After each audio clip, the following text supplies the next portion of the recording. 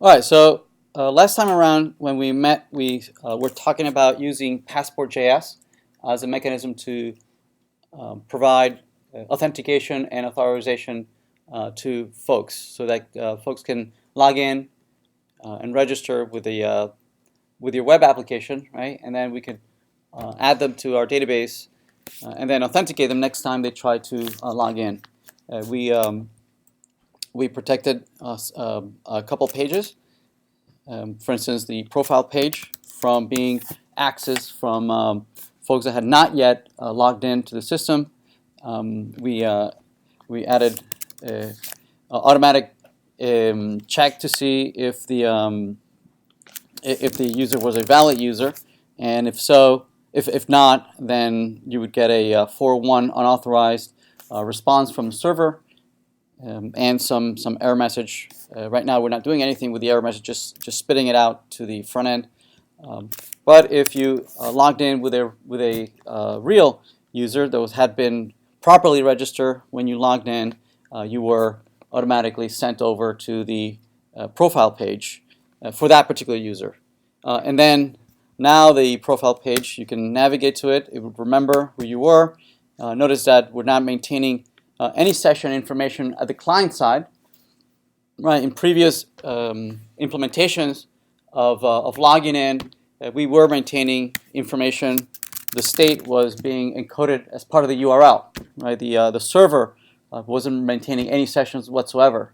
But notice that now we're not providing any of that context. Instead, that context we're grabbing it from session variables and the cookie off of the server. The server remembers that it's still us every time we send over, every time we communicate. We send over in our communication. We send over information that this cookie, right? This cookie is a cookie that was generated by the server, right, encoding our identification, and now we just pass it back and forth to the server every time we want to have the server authenticate us again. Right? The server looks us up using this cookie. It sees that it's still us, and if we are validated, then it lets us go through. It doesn't challenge us, right? But when we log out and we try to go back to the profile, if we try to go back to the profile and look at the network, let's look at the network. If we try to go to the profile page, we still pass the cookie, but this is the old cookie, right, from last time that we tried to log in, and the server no longer accepts this cookie.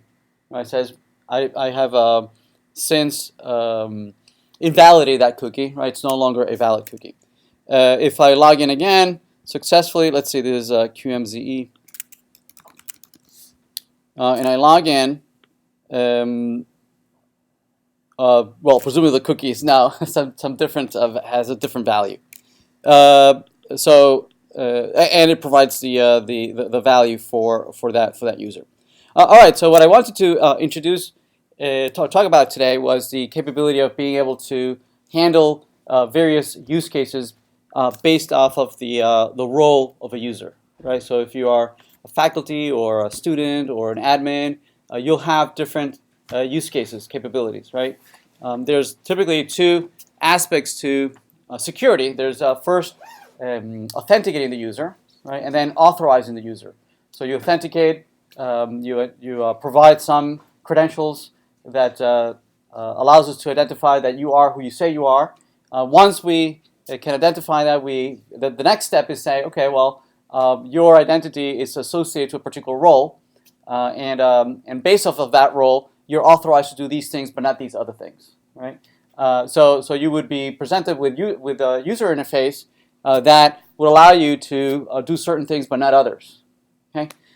So to support that, we're going to make some changes to the representation of the user, so that we can track that role, right? So let's go back to the model that we're using to represent the user. Up to this point, we're using a very simple domain object to represent a data model to represent the user. Just username password, and first name. Obviously, you would have many other things here as well, but we just keep it very simple. Okay. So one other thing that we might want to track is the role that a user is in. Okay, and depending on that role, we can use it as to drive the logic for showing certain things but not others. So as a role, we can just just use a simple string, and that string could be any of a subset of valid values that we want to associate with different affordances. So to restrict the values that this particular string could have, we could configure and say that this is not just a string, right? This right here, this saying type is string is equivalent to just using plain old string, the data type string, but using an object as a configuration to configure the field allows us to add additional configuration, not just the type, not just the data type, but other things, right? So, for instance, one of the things that we might be able to do is that we can say that the only valid values for this particular string are taken from this particular enumerated data type. Okay, so the only valid strings for this string, right, is that you could either be a student, you can be a faculty, you could be an admin, right, or you can just be a generic user, right, that we haven't yet assigned a role. Okay, and so Mongoose now is going to validate every time we insert or update this role on a record. It's always going to validate that this string is only ever has these values. It can't have any other values but these. It's still a string, right? But it validates that it's in this set, in this subset of strings. Also, we can give it a default value, right? If we do an insert on a user, we can give it a default role if we haven't yet decided what role that person is going to play. So we can use additional configuration that gives it a default values as, for instance, user, right? So if we don't know who you are yet, what roles you're going to play, we're just going to give you a generic user role. Make sense? Okay. Other configurations that we might want to do is, for instance, part of our business logic might be that you should never be able to register a person if you don't know their username and password. It would make no sense, right? So folks would not be able to log in if we didn't have these things. So one of the things that we'd like to do is to validate that indeed we are being given a username and password, right? That we want to avoid cases in where we have a record for a user, we have a first name, we have a role, but we don't know the username and password. That makes no sense, right? So to do that, for instance, you can do additional.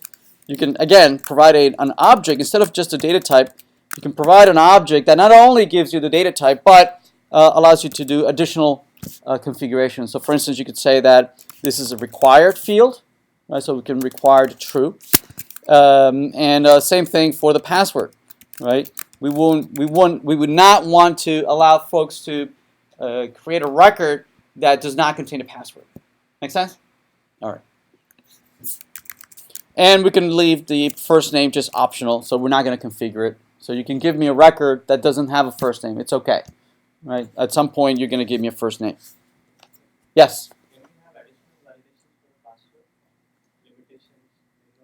Yes, you can have regular expressions. You can say it has to match this particular regular expression. You can be very, very specific, like zip codes, that emails have to have an @ sign, that have to have a domain. That are within this range. Yes. Yep. Yes. And also, is it better if the validation is on the server, say if the field is null, so can we just try to return it instead of coming to the database word? I'm sorry? Like if the person doesn't enter a username or a password, okay. couldn't we actually return it there instead of coming to the database? Yeah. So we'll do validation next week, but the general idea on validation is that you should do it as soon as possible and as frequent as possible. right? So yes, the earliest possible validation is to do it right on the client, right, in the front end.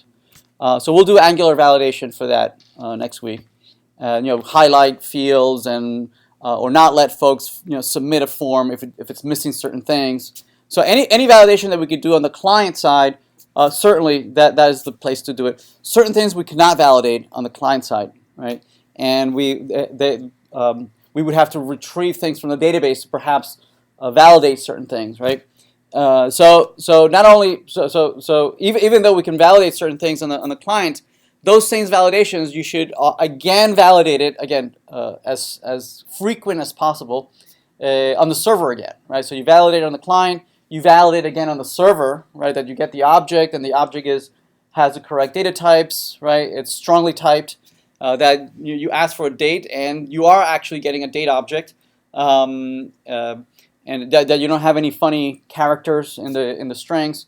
You do that on the server side, and then you validate it again on the database. This is the last resort, right? So you should never get here with bad data, right? But nevertheless, it's a good idea to validate early as possible and as frequent as possible. And yes, we'll do validation on the client side next week. Yeah, this is database validation. Well, actually, it's not even database, right? Because this is Mongoose, right? And so we're providing a schema, which is an abstraction idea that MongoDB doesn't support, right? So we're doing it at the application level already. This is at the application level. At the model level, we're doing it. Yes. Do we get specific errors for validation failures, or it just says the query failed? No, in the error object, it'll say it doesn't match the criteria for a particular field. Yeah, you'll get a field per field error message. Yeah. Okay, so we have the schema. Let's have a role. Let's create a couple users. Let's register. Let's see. We had what database are we storing it in? We are connecting to webdev, Spring 2017, Passport.js. Let's see what users we have there. So let's use this database. We're going to show collections. And we have this collection. We're going to say db.find pretty. And so we have Alice, Bob, Charlie, and EWQ. Right. So let's add yet another user. Let's register. Let's log out. And let's say A, B, C. So Alice, Bob, Charlie. So let's do Ed. Right? No, let's do D. I don't have my Dan. Let's do Dan. So Dan and Dan. We can log in, so let's register Dan. So we have Dan. Let's look up Dan now. Dan doesn't have a role. Oh, probably because I never restarted the server. Let's restart the server. Let's restart the server. Okay, and let's try that again. Let's register Ed.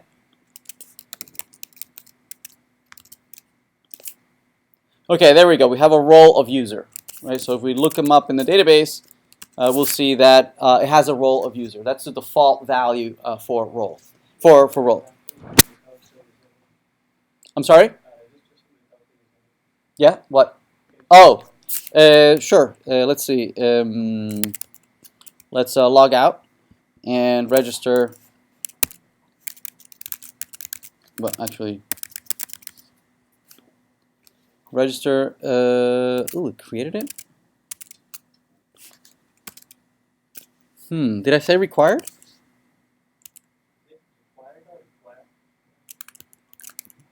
Required. Thank you.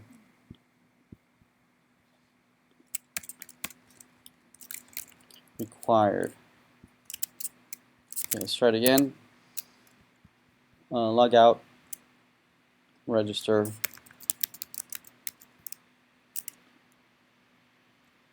Still, what, did I give it a username? Ah!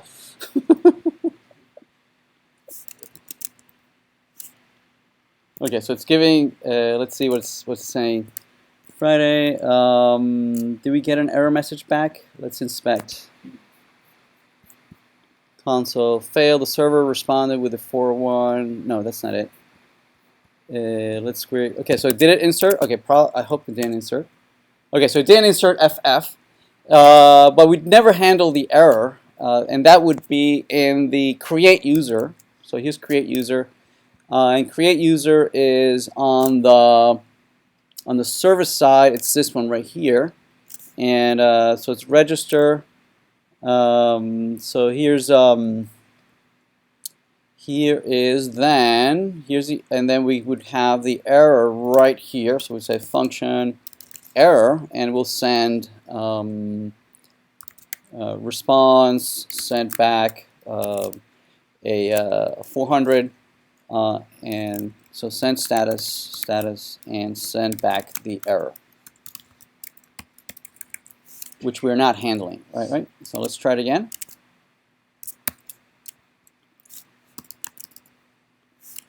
Register bat request, preview bat request. Are we handling it on the client? Let's see. On the client side, it would be, let's see, public lectures. It would be passport.js. It would be on the views, the controller, and it would be on the register side. So on the register side, model error. Are we doing anything with the model error? Probably not. Let's see what we have in the register. Register. Oh, we have a message. We have a message. So let's put it in the message. Message. I'm sorry? Oh, is there? Where is it? Oh, here. Model error. How come we didn't let's put a breakpoint there then. Let's put the const source. Let's look at the controller. Lecture, passport, views, and the controller would be register controller, and it would be right here and right here, right?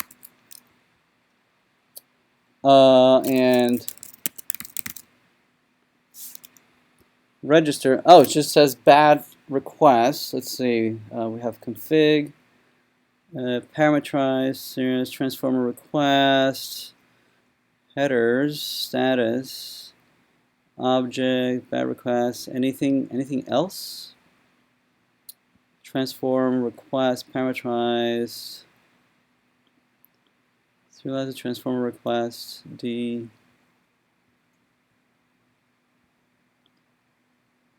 Default. It doesn't seem to be providing any error. Let's see. What would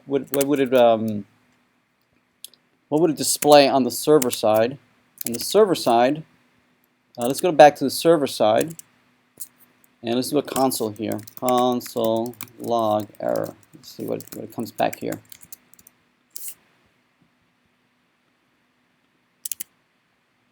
Okay, so let's try that again. Let's see. On the server side, it says validation path username. Right, that's the object that comes back. So the validation is on the username, right? And it says a message path username is required, right?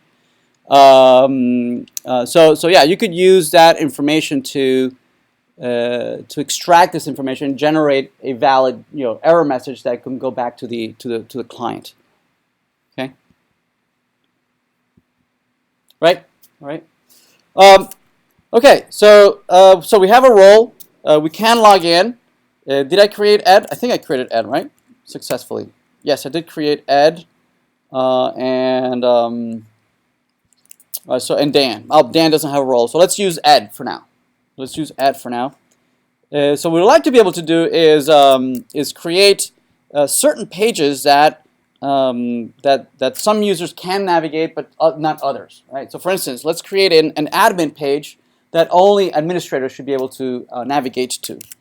Okay, so let's create here a template with an admin page. So it'd be admin view.html. And for now, let's just put in h1 admin. Okay, right?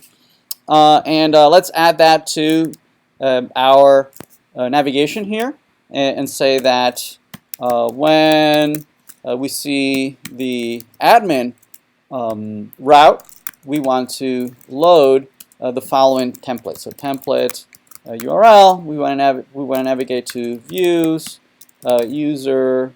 Wait a minute. What do we have? Views.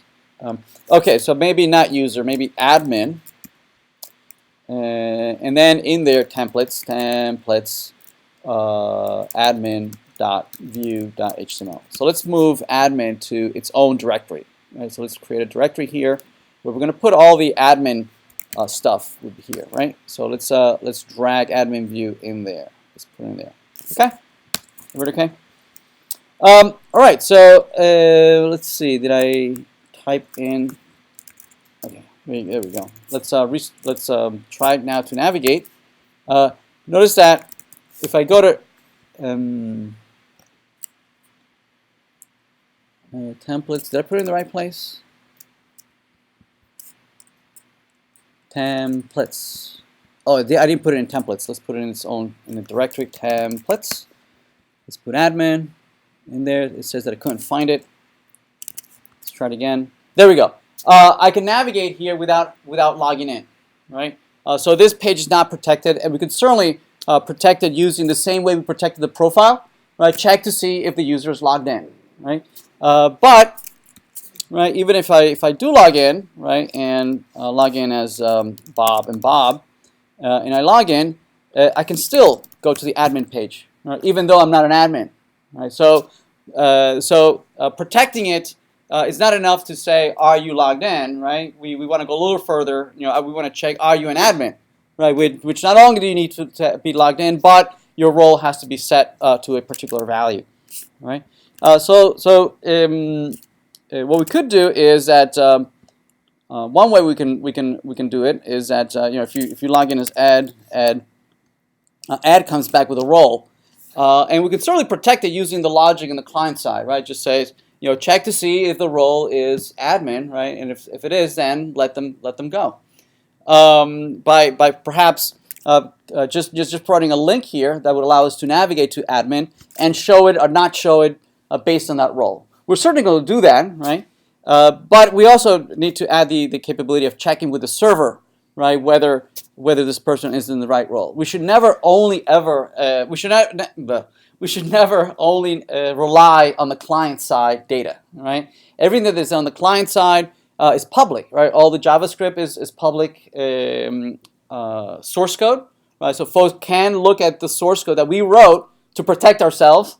So certainly a clever JavaScript developer can try to thwart any client-side logic, right? So we always have to go back to the server to validate, okay? And even if they are a clever developer is able to make its way to protected pages, which is possible, even if they get to an admin page, one thing that they cannot thwart, right, is the identity. Right, unless they actually steal your cookie, right? If they come into your laptop, right, and they copy your cookie, right, and they paste it inside of their cookie in their own session, then they would be able to steal your session, right, and post as you. But that's very unlikely. That's pretty tough. So that's something that is very unlikely that they can thwart, right, the cookie itself. So even if they're able to navigate to the admin page, right, and we'll do all our effort to not let them, but if they are able, any HTTP commands that go back to the server from their client will have the cookie identity, right, or not have the cookie identity, and that's where the server can say, okay, you are able to send me those commands, but you're not an admin.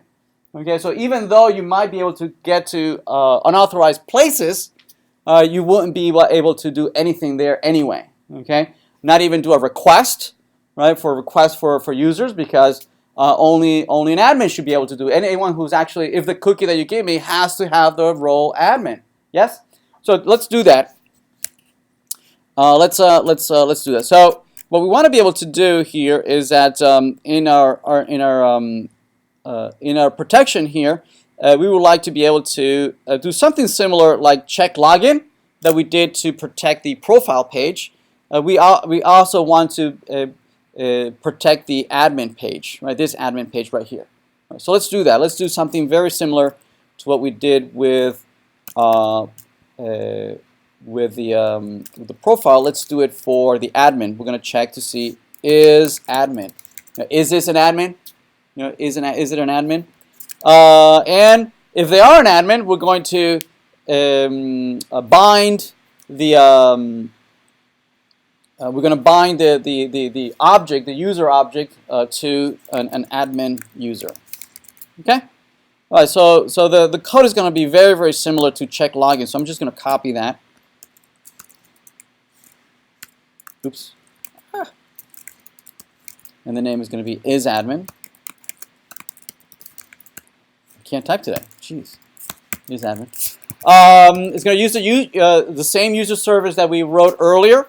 It's going to call an isAdmin on it, which is going to go out to the server and check to see if this person is an admin. If the user is not, right, if the user is not an admin, we're going to reject the navigation to the admin page, but we're not necessarily going to kick them back to the login page, right? Presumably they are already logged in, right? Presumably, and so what we're gonna do is that we're gonna kick them back to the profile page, right? We're not gonna, it says you tried to go to the admin page, we're logged in, so we're gonna be a little nicer to you. We're just gonna kick you to the profile page. We're not gonna just log you out, right? We're just gonna kick you out to the profile page. Otherwise, if indeed there is a user with the admin role, then we'll let you go through. Right? We're going to resolve, and you're going to get through to the admin page. Everybody okay? All right. So let's do that. So that we don't have an isAdmin in the user service. So let's implement that. So let's go to the service, which is over here, and let's add the isAdmin check. So if this is admin, implement it. It's going to be very, very similar to the logged in. Right? So let's copy that. Okay, and implement it here is admin, and it's going to check to see lecture morning is admin. All right. And then whatever comes back, we're just going to spit it out back to the controller.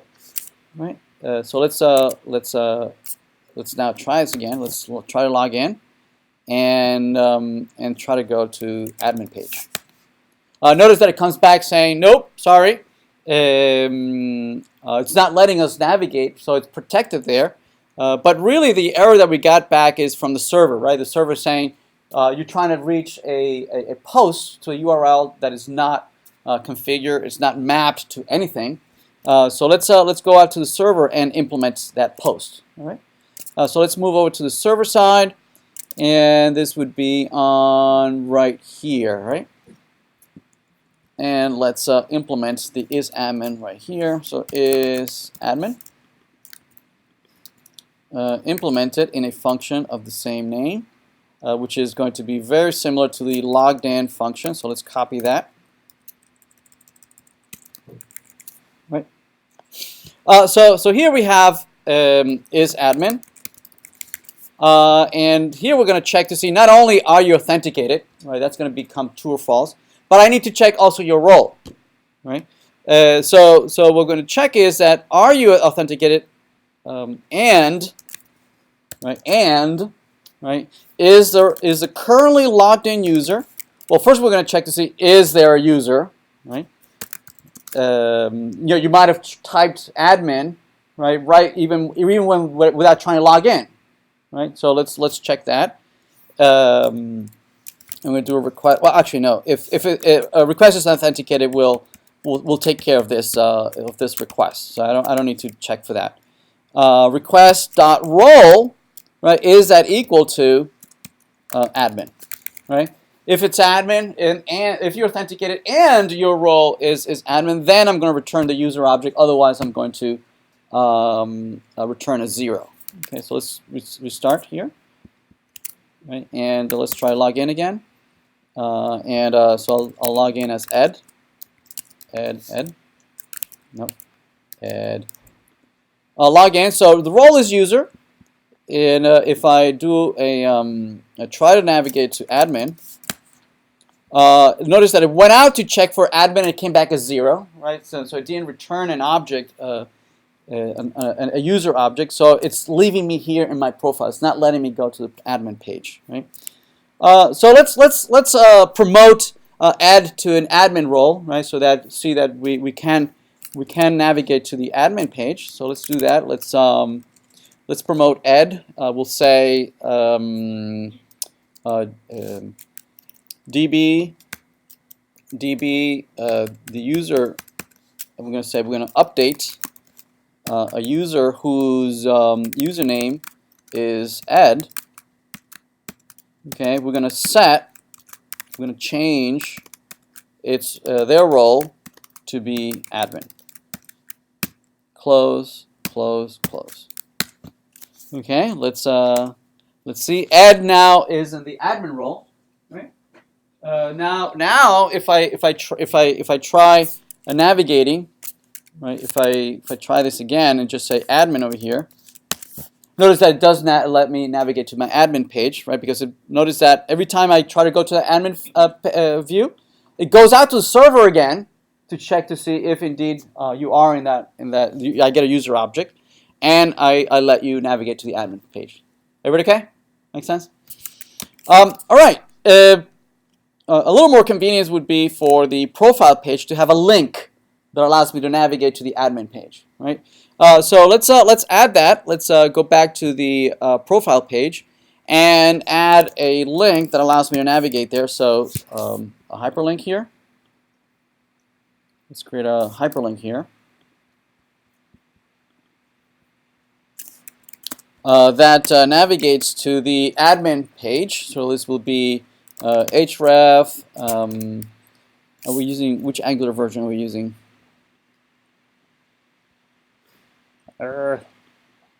Is it the new with hashbang? Yeah, hashbang. It'll be hashbang admin, right? And this will say admin. Let's paint this a little bit. So class. This is a button. Warning. Let's see. There we go. Admin. Let's pull this to the right a little bit. There we go. So we have a logout and we have an admin page.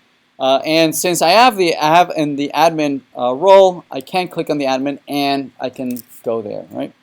Obviously, if I log in as someone who's not an admin, I would not show that admin link. So we could add some logic here saying that only display this if the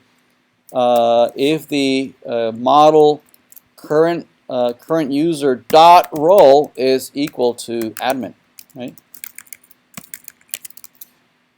Right. So if I log out and I log back in as Bob, notice that I don't see the admin page, right? But nevertheless, the I can see that there's a link there. Actually, it's not even rendered, is it? ngIf hides it, but nevertheless, I can look at the page source, and I don't get the source either. I'm sorry? Yes, yeah. So ngIf is a little better, right? Because it doesn't even add it to the DOM, right? So you don't even get that element. So yeah, but nevertheless, I can see in the network that we did retrieve a profile page, right? And that profile page we could see the actual. See that I can look at the hyperlink, right? This is the raw HTML that comes from the server, right? That hasn't yet been interpreted by JavaScript, right? So I could see that. Oh, indeed, there's an admin there, right? So I could try to thwart it, right? And just says, oh, if I change this, I should maybe be allowed, right? So be careful, right? Because someone who knows HTTP and HTML and whatnot. They can try to look at your source code and try to reverse engineer how to try to get in there, right? So always you have to go back to the server, right? The server is the source of truth on whether you are allowed or not, right? Don't only ever just rely on client side, right? All right. So we're in the admin. And as an admin. One of the things that I should be able to do is perhaps create users or remove users or edit other users' roles, for instance, right? Or change other users' passwords. If a user forgot their password, I can change it for them and things like that. So let's implement some of those features. Okay. Let's see. So let's first create a controller for admin. Let's see, let's do here controllers, and let's add an admin controller.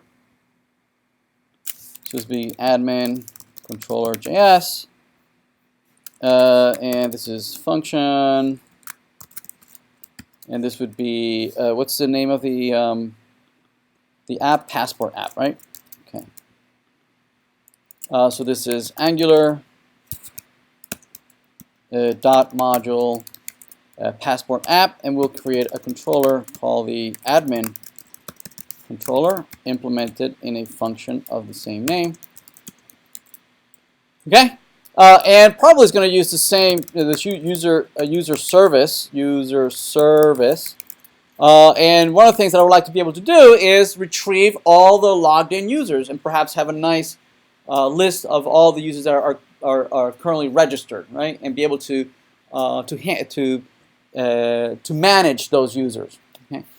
So for instance, on let's create a var model, this, and on initialization, I'd like to go and find all users. And this is something that I should only be able to do if I am an admin. So user service, find all users. Oops. I find all users, and once all users come back, I want to render users. Okay, so do an init here, and render all users will be something. Will be just I will get all the users here, and then pass them over for rendering on the template. So something like model.users equal users. Okay, makes sense. All right. Let's before we forget, let's register that brand new controller. Which is in it's inside of views, admin controllers, admin controller. Okay. This find all users doesn't exist yet. We don't have a service for that. So let's add that to our user service. So this find all users. We're going to say function find all users. So what we're going to do is we're going to do a get, right, that goes out to the server and retrieves all these users. So let me copy that. So it's going to be a get. Also, I'm going to put all the queries that go out to the server that are admin specific, right? I'm going to prepend them with an admin / in front of it. So I know that this is a request, presumably only coming from an admin, right? So let's do that, and this will be admin. I'm asking for all users. So it's a get, and then just user, not a specific user, just all users, right? So I'm not specifying an ID here. It's just the user, and this is interpreted as I want a list of all the users. Make sense? Okay.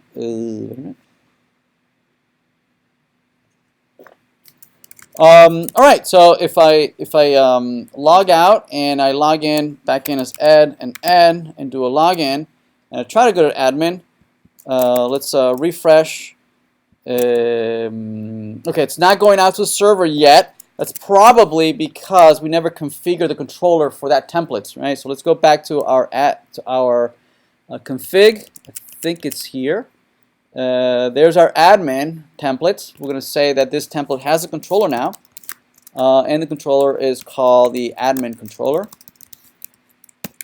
Okay, let's try it again. Let's and the template refers to the controller as the model, right? So we're going to say controller as model. And presumably the template, once the template gets a hold of all the users, right? Because the controller is retrieving all the users and then passing it to the template for rendering. So the template here would have model users. Yes? Okay, so let's try this again. So let's refresh.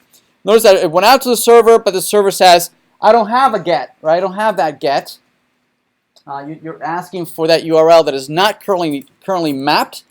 So let's go back to the server and actually map that URL and let's implement that. So let's go out to the service on the server, the user service on the server. There we are. And so we want to get a hold of all the users. So this will be a get, right?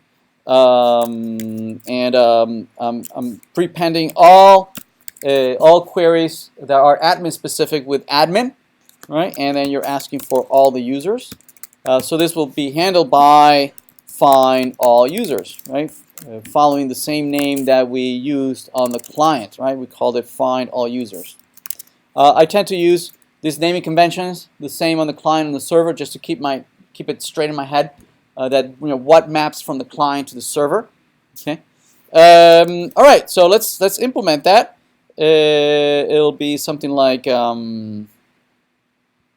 It'll be handled here. So function find all users.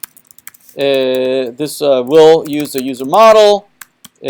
Also find all users, which presumably is going to be a query out to the database, and it's hopefully come back with a list of all the users. And so here I should be able to just send back the list of users as the response. Right, users, correct? Right. Let's implement this on the database. So we'll need to go to the model to implement that. Let's see. Do we have the model here? We don't have the model. All right. Let's open up the model here. Model. Where are you? There it is. So in the model, we're going to implement find all users. Right here, user model dot find all users. Right, and the implementation is fairly simple. It would be just function find all users. We're going to return user model dot find. That's it. Right, user model dot find. So let's recharge the server, and let's try and do this again. So we'll have to log in again as Ed. And go to the admin, and there we have it. We have the list of all the users. Okay. Now, one thing that notice that the way we got here was through the admin page, right? And we are protecting the admin page, right? Only if you're an admin can you do that. So presumably, only if you're an admin you can see this information, right? But not quite true, right? Because we are only protecting the navigation to the page, right? The URL is still public. You see that? Right? So even if I'm not an admin, right, if I log out, even if I'm not even logged in, right, I can take that URL in the service. I can take that URL. This URL is open in the clear. Anybody can hit this URL, right? I can just say, right, I can still get the list of users, right, without even logging in. Never mind not being an admin. Okay, so that's where the challenge to protect single page applications is twofold, right?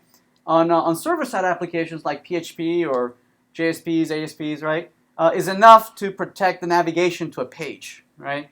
You just can't get to the page where you can invoke the commands, right? Because it's all running on the server side. Over here, right, the user interface is running on the client side, on the browser, right? The browser doesn't have any information. It has to go back to the server through these HTTP requests, right? So not only do you need to protect not allowing someone to navigate to a page, right, but you also have to protect all those URLs, right, that the client would use, that the browser would use to fetch all the data. Okay, because on a server page, on a server-side application, this would all happen on the server, right? The page would run on the server, and all those queries would run on the server. So you wouldn't even get the page, not even be able to send all these commands. Make sense? Right, so we need to protect this URL right here, this URL. So find all users. Only if you are in the admin role should you be able to do this. Okay? All right, so here we're going to add some additional checks on the server side. Remember, the logged in user is in the request, right? So first we're going to check if there is a user. Is there even a user? You know that if nobody's logged in, right? User is null, right? If I can't map the cookie that you're providing me or the lack of cookie, right, there will be no current user. Right, so first check to see if there's a current user. There it is. And that user role is admin. Okay? If so, then yes, I will let you do this. Okay? Otherwise, I'm just going to respond. I'm going to send back just a 401. Right? Unauthorized. Right? You can't access that information if you're not even logged in or you're not even an admin. Okay, so I'm not even going to do that. So let's restart the server. When I restart the server and I try to hit that same URL, notice that now you're unauthorized. Right? You can't access that information. Right? And even if I log in, right? If I log in as Bob, which doesn't even have a role, so I'm logged in, I can't. Even being logged in is not enough to do the that request. Right, that request here, right? I can't issue that request even though I am logged in. It says unauthorized again, right? Yes. When you check for request.user on the server side, yeah, is there a way to fake it like on the client side? No, because the request.user is retrieved from the server session, and the server session is keyed off of your cookie, right? So the cookie that you pass, right, is used as a key to retrieve the user from the session, right? If you don't have the cookie, or that cookie doesn't match to any key, there's nothing to retrieve from the session. Okay, and if it times out, that key is no longer valid. Right, you would get a brand new key. Right, so you have to log in again, right, to get that key. Yes. Okay. All right. So even if I'm logged in, if I'm not in the admin role, again, the server it has said that no, you cannot access this. Everybody good? All right, so let's log out and go back to add and log in. All right, so I can go to the admin. Let's change this. Let's render this a little bit prettier on the admin side. So let's go to admin view and let's iterate over this. Let's see, we can do just a basic UL. Will do. Let's put maybe a header that says maybe users, and then you have and then the list of all the users here. All right, so we'll put we'll do user dot and then maybe the username. Okay. And then we're going to repeat this over all the users. So we'll do ng repeat user and model dot users. All right. There they are. We have all the users listed there. I guess I have a user without a username. What? All right. Yeah, we have misspell require. Okay. All All right, so one of the things that an admin should be able to do that no one else should be able to do is perhaps remove a user. Well, I guess somebody should be able to just unregister, right? So notice that this is a use case that kind of overlaps, right? So an admin should be able to remove any user, but a particular user should be able to remove themselves, but not other users, right? So the use case overlaps a little bit. So we should be able to distinguish between who's issuing this command, right? And we should be a little nuanced on which one, whether we should allow it or not. So let's first go on the admin folks, right? The admin wants to be able to remove a particular user. So let's create here span class Glyphicon remove, and we're going to pull it to the right hand side. There we go. So we have an X, right? And if we click on these X's, we'll say ng click, and we'll say model.remove or delete user, and we'll say we'll pass in the user object. Okay, all right. All right. So in the controller, let's go back to the controller. Right, and we'll create an event handler for this. We'll say model.delete user. Okay, and so we'll say something like function delete user, and we'll use the user service, and say let's say we'll say delete user, and we'll pass in the user._id. Okay, let's see. And when this comes back, what I'd like to be able to do is re-render all the users. Right. So in the then clause, we'll say find all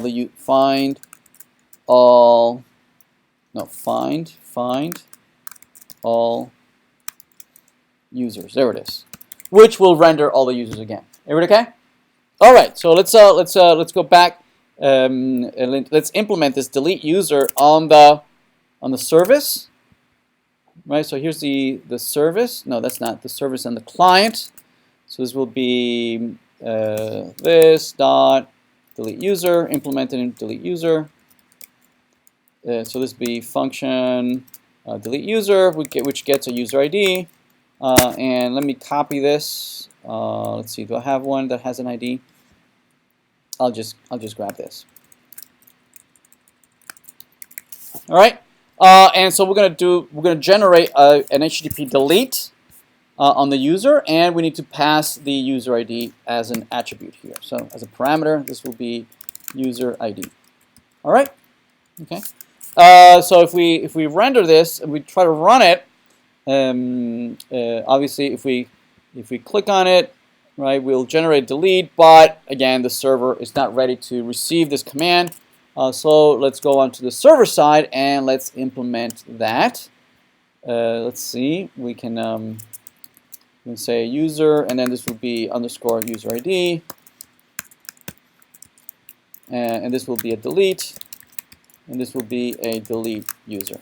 Okay, implemented right here will be something like function delete user request response, and we're going to so should we check the role here? Or should we check the role? Well, yes, right? First of all, is someone logged in, right? Is someone logged in? And are you in the admin role, right? If you're in the admin role, then yes, I will allow you to remove this user. Okay? So you'll, otherwise I will respond with a 4-1.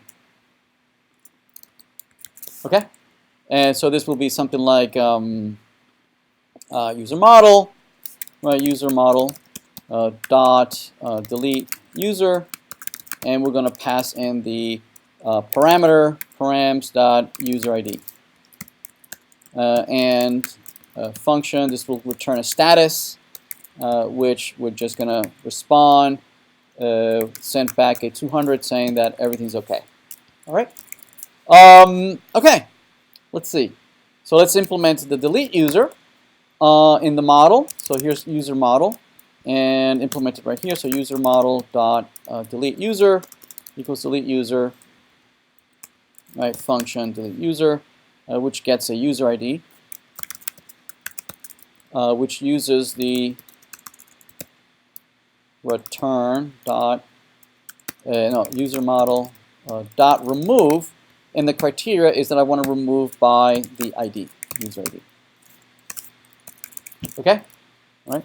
Notice how each one of these layers has a very specific role, right? The database is just doing manipulation with the database. It has no idea that the request is coming from an Angular client or from a service, right? It only ever just does one thing, right? And interacts with the database, right?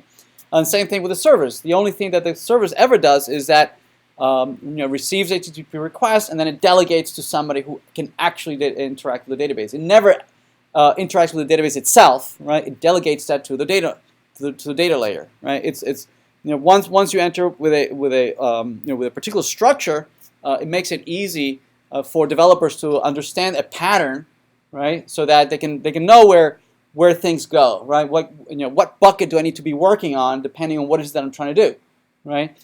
So this is one particular structure, code structure that works well, but certainly your teams and your particular development team will have its own little quirks, yes, and you should try and stick to those so that the overall team efficiency, can grow and maintain a certain level of velocity, right? If you start doing your own little thing of structuring your own code your own way, right? It might be convenient for you, but the overall efficiency of the team will go down, right? So make sure that if you do identify a new pattern that works well, to share with the team, right? And perhaps the whole team can adopt it, right? Or as a team effort, as a team decision.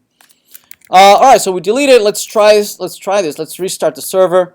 Let's try to remove a couple users here. Let's see if we can remove this one that doesn't have. Oops, it doesn't work. Let's see why doesn't it work. It's let's see. Find all users is not defined. Really? Find all users. Find all users. It's find all users. Oh. Grr. Okay. Thank you. Let me fix that. Let's see the controller. Let's see user blah blah blah. Oh, okay. So find all users. Really, what I want to do is put this in a reusable function. Function find all users. And put that in there. And I'm not gonna bother fixing that. Let's see if that works. Restart. Okay, so add, excuse me, log in, admin, and let's see, oops. Oh, init is not doing anything. Okay, there we go. So let's try and remove this one. Let's see if that works. Okay, so it removes it. Let's remove EEE. Okay. Well, what about somebody wanting to leave the community, right? I want to unregister myself, right, in my profile, right? So I would like to be able to, go back to my profile and have a unregister me, right? So let's do that. Let's so from the profile, I would like to have a button that would allow me to unregister, right? So, and I shouldn't have to be an admin to be able to unregister myself, right? So unregister, and if I click on it, excuse me, so ng click, this will be something like model dot unregister on register. Yes.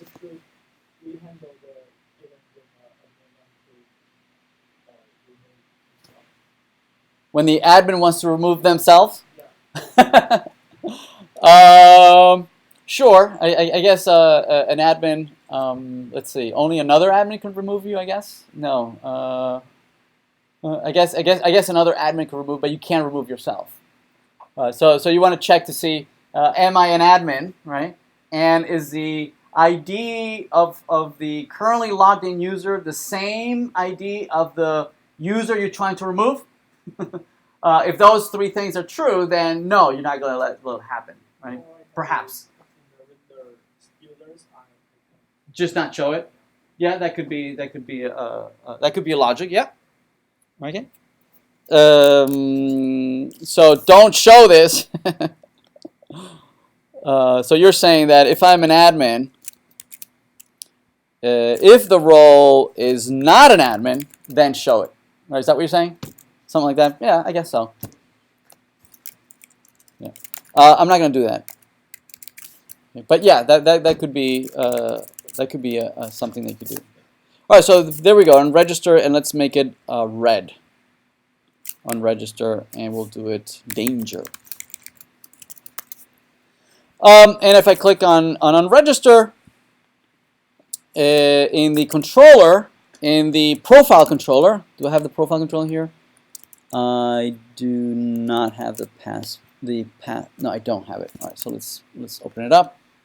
Let's go to public and lecture and passport, view, user, controller, profile controller. All right, so let's handle being able to unregister. So this will be something like model.unregister. Wait, do I have unregistered user already? Unregistered user. I guess we can provide you with the ID of the user that we want to unregister. So there we go, the ID. And here you would, oops. Right, here we would receive as an argument the user ID that we want to unregister. And user service, we can distinguish both, right, by one would be a delete a user, whereas the other one would be unregister a user, right? So this would be something like unregister user, and pass in the user ID, unregistered user, and then we would get back a function that if it's successful, then you're going to be logged out, right? So I will kick you back to the login page. You no longer exist. You would have to register again, right? So we're going to kick you back to the login page. All right. So on the service side, let's implement the unregister. So this dot unregister will be very similar to the delete. So I'm just going to copy that, and let's copy unregister. It's not an admin. It's not an admin command. I'm going to use a delete. Okay, so somebody's going to issue this delete. Presumably, it's somebody who has the same ID as the person who's currently logged in, right? So this ID of trying to unregister, I'm going to check it against the current person who's logged in. If they're the same, then yes, I will remove you. But if you're not the same, right? Somehow you logged in and you are generating this delete, right? From a tool, and you're trying to unregister someone who's not you, right? Then I'm not going to let it happen, right? So you can't unregister someone else, okay? So on the server side, we're going to receive this delete. I'm trying to delete. It's not an admin, so I'm going to this is called unregister, right? And so to make sure that it's you who's generating this, I'm going to first check to see if there is a logged in user. Is there someone logged in? Right. Also, I want to make sure you don't have to be an admin, right? Anybody can register, unregister themselves, but I want to make sure that the user dot underscore ID, that's the ID of the current user who's logged in, right? Is this the same as the request params dot user ID? Right? That's the ID that you're passing me as an argument. That's user ID. Okay, is that the same? Then yes, right? Then I'm going to allow you to remove yourself, right?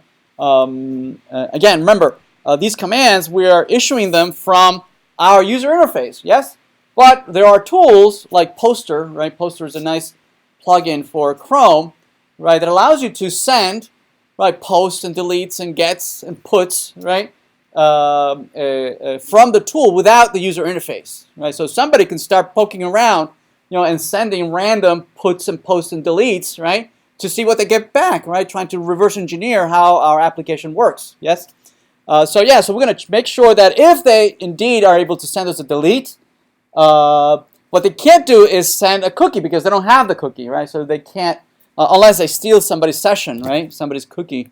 But that they would need access, physical access to your laptop. Right. So if that's true, then we can just use the same exact user model delete that we already have implemented, right? Right. So we can just use the same delete and pass the user ID. And if you're not logged in and you don't have the same ID, then we're just going to say no, you can't do that. Right? All right. So let's restart the server, and let's refresh and go to add log in. Let's go to admin. Let's see. Let's log in as EWQ, right, and try to unregister ourselves. Right. First, let's make sure that they are in the database. So indeed, EWQ is there. Let's log out. Let's log out and then log in as EWQ. Okay, and let's unregister ourselves. And we're kicked off to the login page, like we should. And let's see. Notice that EWQ is no longer in the database, right? And if I log in as add, and I log in and I go to my admin, EWQ is not listed as a current user. Make sense? All right, awesome.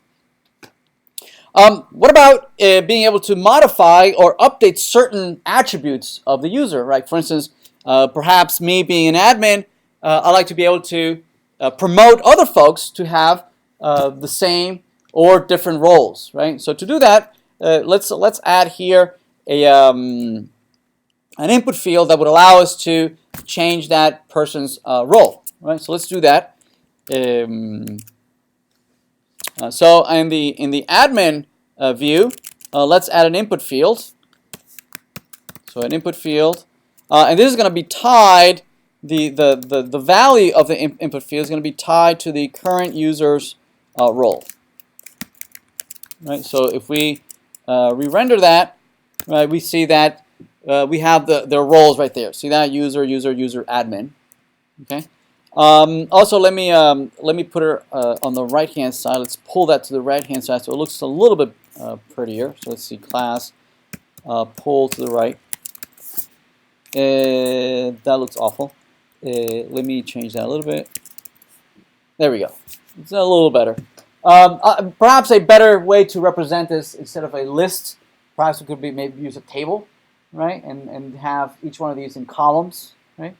So that's one of the things that I'd like to talk about in your projects, right? The admin pages is okay to use lots of tables, lots of busy user interfaces, right? Mostly geared toward a power user, right? So it depends on who your end user is, right? You might decide to present things in one way or another, right? If this is an end user who presumably is not a power user, so tables would not be a good thing to display for an end user, right? Tables are long lists of data information. It depends, right? It depends what it is that you're trying to display. But for an admin, it's appropriate to have lots and lots of tables, right? To display lots and lots of information, right? So go into a list of users. And then you click on a user, you can see all their posts, all their comments, all their reviews, all the movies they like, all the songs they like, right? It makes sense to have lots and lots of tables, right? Tabular. and not necessarily not necessarily using some kind of particular color scheme that has to be very very markety or pretty, right? This is someone who's behind the firewall, somebody who's looking at this day in and day out, right? They don't need all these pretty colors, right? But for an end user, right, we do care about their overall experience, right? Then yes, right, color schemes matter, pictures matter, right? Good use of white spaces matter.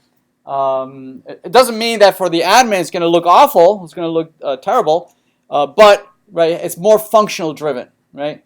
It's more the functionality is what's more important.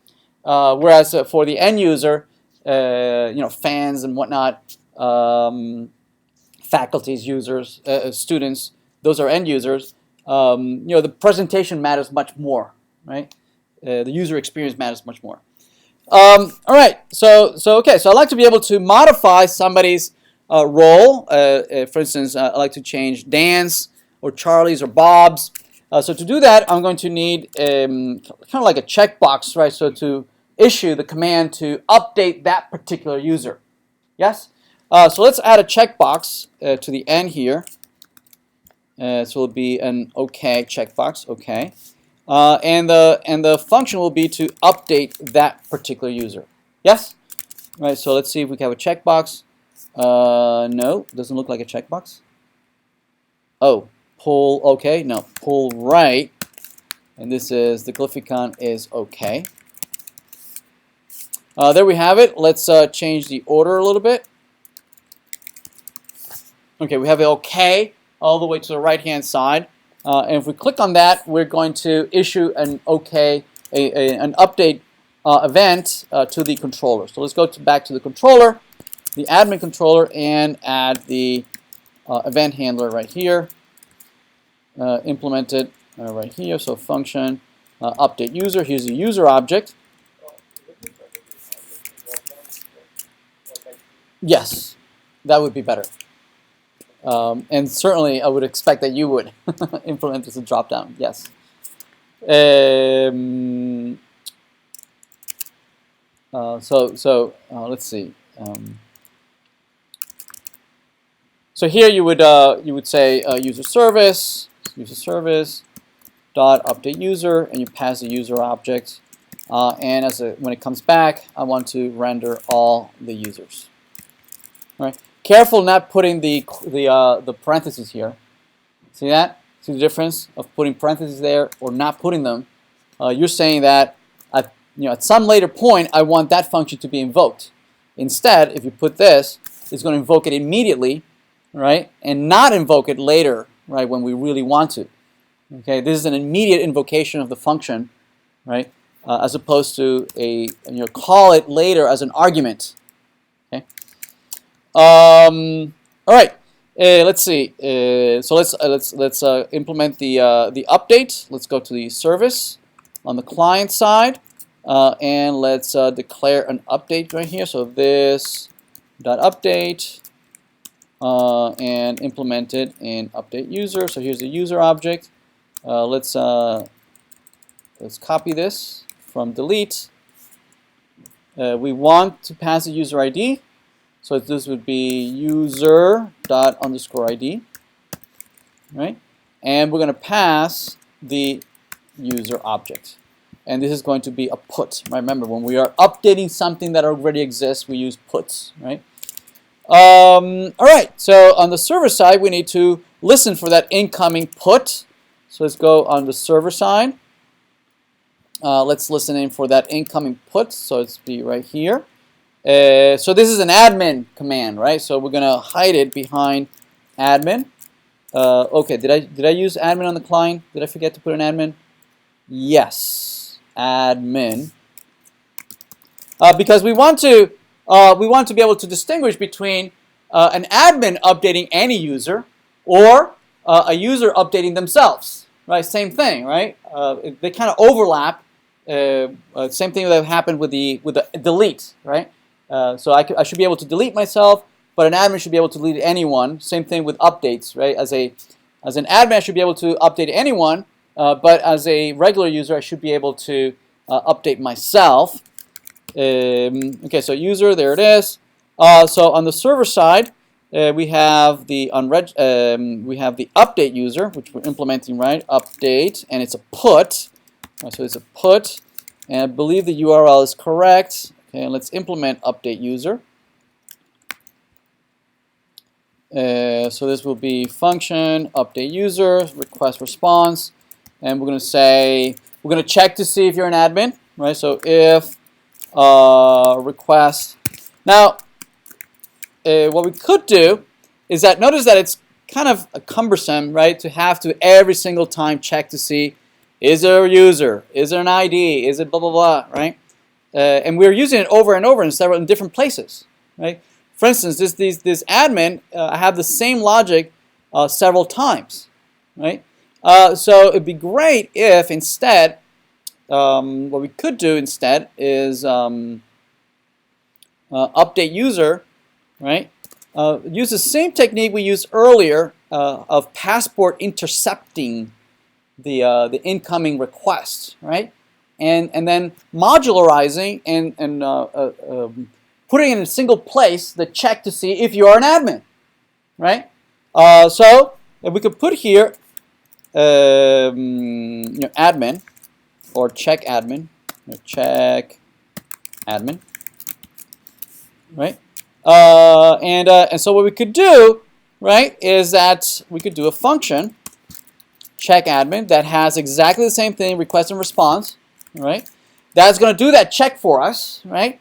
So if it's there, if there's a current user logged in, and if the request user's role is equal to admin, then you're an admin. Okay. Otherwise, you're not. Okay. So the way we handle this is that basically what we want to do is that if this passes, I want to go to the next request handler, right? What Node.js allows us to do is to chain, any number of request handlers, right? That are all going to first look at the request, and each one has the capability of either letting the request through, right, or aborting that request and responding immediately, right? So the way to do that is very similar to what we did here in the local strategy, right, with a third function that gets passed to us. Okay. What happens here is that we are passed a function that we can use to vote whether we want to go next to the next one or not, right? So what we're going to do here is we're going to say next. If we are an admin, right, we just checked, we are going to call next. Go ahead. Go to the next event handler or request handler in the chain, right, which in our case will be the update user. Yes? Right? Otherwise, if not, right, I'm just going to respond and abort the request, right? And respond immediately to the server, to the client, sending an error of 401. Make sense? Right? So now I don't have to copy and paste this logic over and over and over every time I want to check for an admin. Right? The only way I'm ever going to get into an update user is if this check admin, right? This check admin calls next. And that's only ever going to happen if there's someone logged in and that person has the admin role. You see that? Right? So that allows us to just come here and says just user model, dot update user, request dot body. Okay? And maybe request dot params dot user ID, right? And this will come back with a function with the status information, and we might respond, send back that status. Okay? Yes?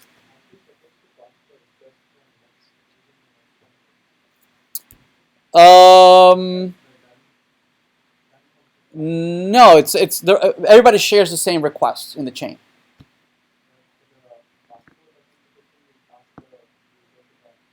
So that user that we pass in the done, that's the object that we're voting that should be added to the cookie, to the session, right?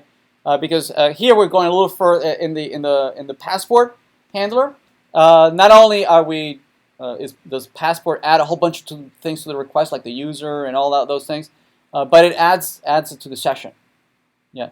Here we're just saying, whoever is next in the chain, right? And they all share the same request, right? Notice that the browser is still spinning, waiting for a response from the server, right? As long as the chain is live, as long as the chain is handling all those requests, in that the request is live, right? Until somebody generates that response. In our case, the best case scenario, if everything goes okay, this is the update user who's going to generate the response, right? If something goes wrong, will be the check admin who's going to generate the response prematurely, right? All right, so let's change the implement the update user in the model. Let's user model over here. This will be user model dot update user, and this will be function update user. So this will be the user ID and the user object.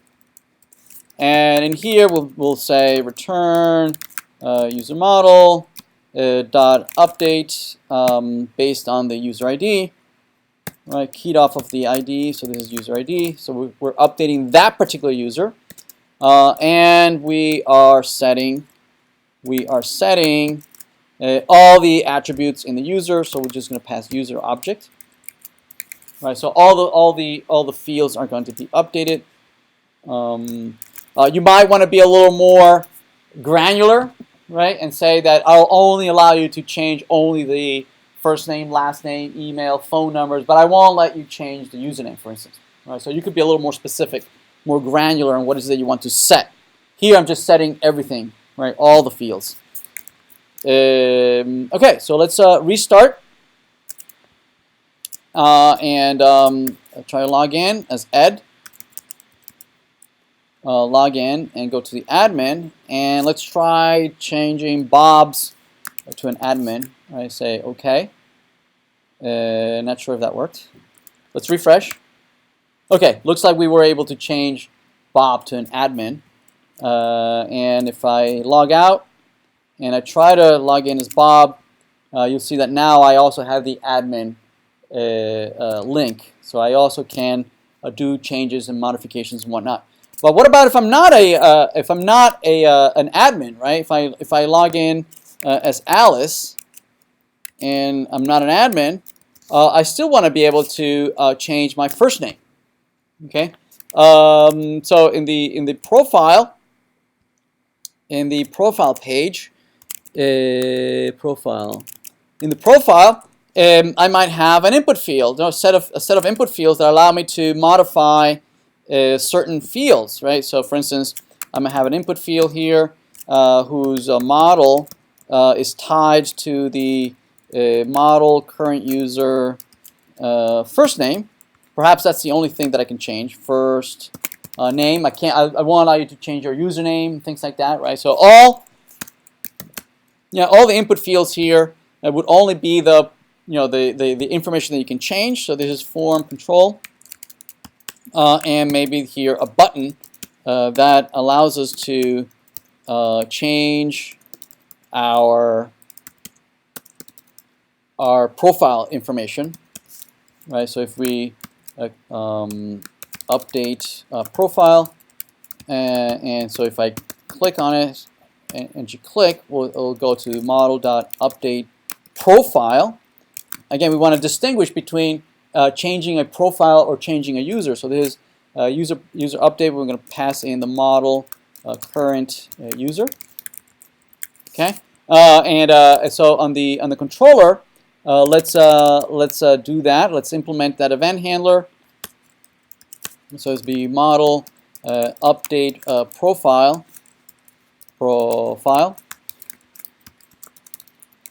and implement it here. So here's the user, and we're just going to send user service dot update profile and pass that user object, and then do what?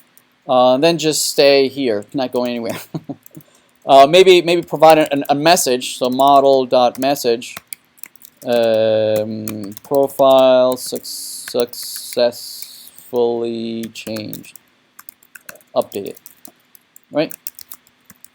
Okay, in the profile view, we might have some div that ng shows model. If there is an error, if there's a message, we'll display that message, right? So it'll be model.message, right? As an alert. It'll be an info alert. Okay? Right, so we're here. Well, I want to change my first name, right? So that would go out to the service, where we're going to change. We're going to be able to update the profile, right? And the update of the profile is going to look very, very similar like update user, right? It's going to be a put, but it'll be not to an admin, to just a regular user. And I'll pass the user ID and the user object. And on the server side, we're going to have same thing, another put, which is not an admin, right? And we're going to update the profile. And what we want to check is not whether you're an admin. You want to check if it's you, right? So check same user. So check to see if it's the same user as the one who's logged in, right?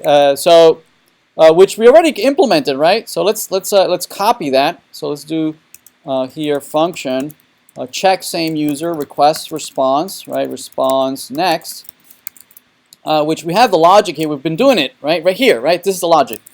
Unregistered user, so we can centralize that in a single place, right? And respond unfavorably if it's not the same user, right? It says unauthorized. You're trying to change somebody else's profile, not yours. Okay? So if that's true, we're just going to say next. Go ahead. You can change your profile. To change your profile is going to look just like this, right? It's going to look exactly like this. So this will be update profile, right? It's going to use exactly the same user model. Perhaps we might merge these two logics into one, right? Or maybe we could do an or, right? We could say check whether you're an admin or the same user, right? We could perhaps bring these two logics together, right? And say, are you the same user or are you an admin? Then I'll let you go through.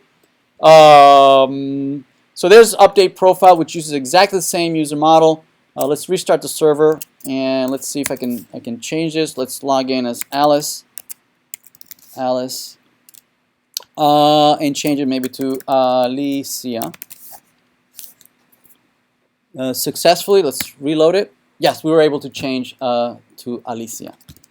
All right, make sense? All right, so let's recap. So we were able to add the support for roles, right? And make changes to the user interface based on those roles. Also allow you to protect certain navigation to certain pages, again, based on those roles. And making the point that that logic of navigation and allowing things to happen always has to be backed up by the server, right? The server is our source of truth on whether somebody is who they say they are, and whether that user has a particular role, and always protecting the commands, right? And we also pointed out that it is not enough to protect the navigation to certain pages, right? To certain affordances, certain use cases. Those things can be thwarted from the client's point of view, from a a clever developer. Or even we also have to protect not only protect the navigation, we also have to protect the APIs, right? Make sure that someone is not using a tool, an automated tool, to be able to post and put and deletes without a session, right? We always have to check to see that on the server side. Make sense? All right, I'm gonna leave it here. Any questions? Yes. Should we also implement create operations for the admin? Great, sure. Yeah, being able to create a brand new user. Right, all the CRUD operations should be available to the admin. Yes. What is Yes. the date that you become available for like helping us with our projects and you start creating projects? Tomorrow. That last week, that's between the 11th and the 18th. The TAs and myself are going to recluse ourselves and start grading. So it's going to be, I mean, we'll be available, right? It's just that it'll be a little more challenging. We'll be fairly busy quite a bit as we start grading everyone. And undergraduates get graded last. Yes, undergraduate get graded last. In the order based on your attendance. There are like 10 undergraduates though in the class, so. There's actually there's 30. Oh. There's 15 here and 15 in the other section. Yeah. And the official due date for the project? The 11th. The 11th is the due date, but you're welcome to keep working that, those next 2 weeks. Grades are not due until a couple days after the 18th, so we should still have another week and a half. Yes.